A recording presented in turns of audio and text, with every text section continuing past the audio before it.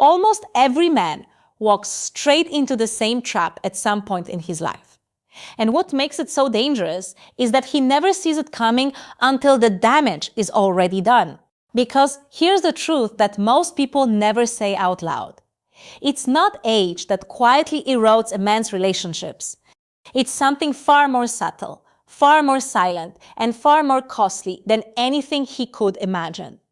Think about it for a moment. Why is it that certain men, well into their 40s and 50s, still carry a kind of magnetic quality, still feel emotionally alive, still draw people toward them, while others slowly fade into the background of their own lives? The answer has nothing to do with how much money they have. It has nothing to do with how they look or whether life dealt them a lucky hand. It comes down entirely to psychology, and almost nobody explains this the right way. If you never understand what's really happening inside a man's mind as time goes on, and how those internal shifts shape his ability to connect, to attract, and to hold on to genuine relationships, you can lose the most important people in your life without ever knowing why. So what follows are the real principles behind this. Not comfortable advice, not feel-good phrases. Raw, honest, sometimes uncomfortable truths. And the last one is the one most men completely overlook, and also the one they end up paying the steepest price for ignoring. Here is where it all starts to unravel. Most men carry a quiet assumption into their later years. They believe that with more experience comes more control, more stability, more mastery over life. But what actually happens is something very different. They close off emotionally. They become rigid in how they think. They grow harder to reach on any meaningful level. And that gradual closing off is what slowly kills attraction. Because a woman does not bond with your resume. She does not connect with your logic or your track record. She connects with what she feels in your presence. A man can have every area of his life perfectly arranged, but if he generates no emotional experience in the people around him, there is no real bond. And this is exactly where so many men begin to lose ground. They start to confuse emotional distance with maturity. They begin to associate growing older with becoming more guarded.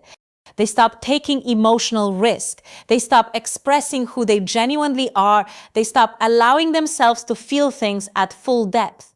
What replaces all of that is self-protection. And while self-protection sounds reasonable, in the context of relationships, it quietly becomes a slow poison.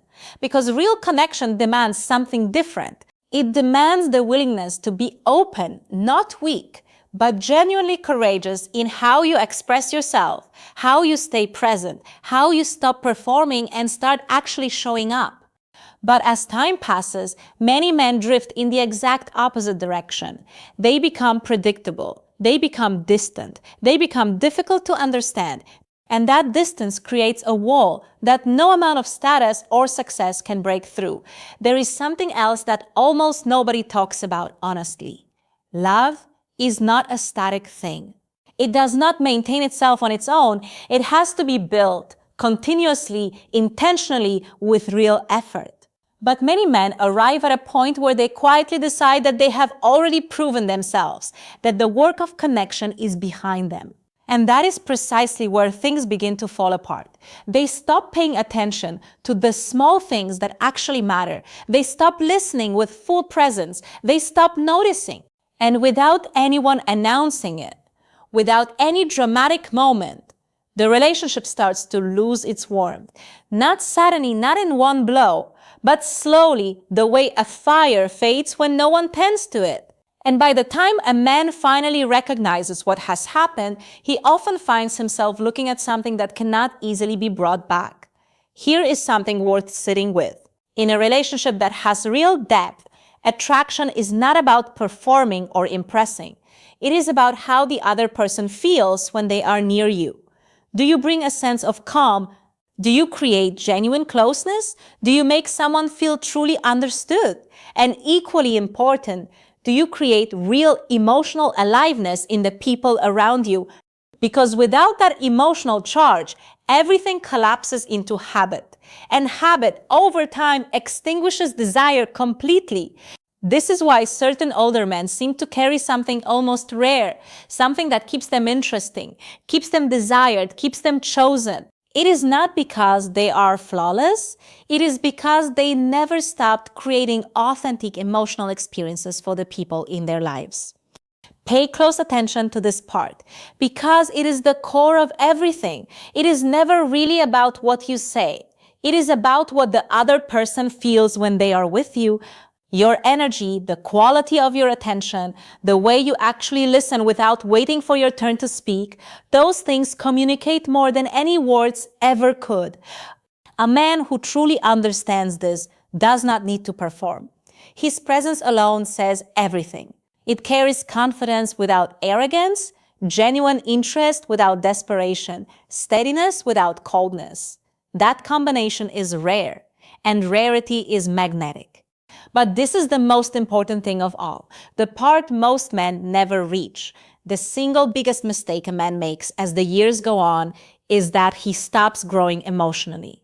He grows in his career, he accumulates financial security, he gains experience in how the world works, but he stops growing in how he connects and in how he loves. And that stagnation keeps him trapped because relationships are never sustained through logic or through a ledger of accomplishments. They survive through connection.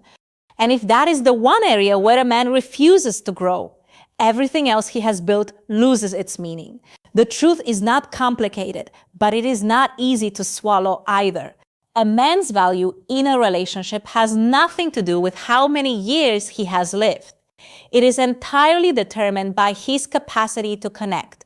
And here is the part that should actually give you hope. That capacity is not fixed. It can be developed. It can be practiced. It can be deepened and refined at any point in a man's life.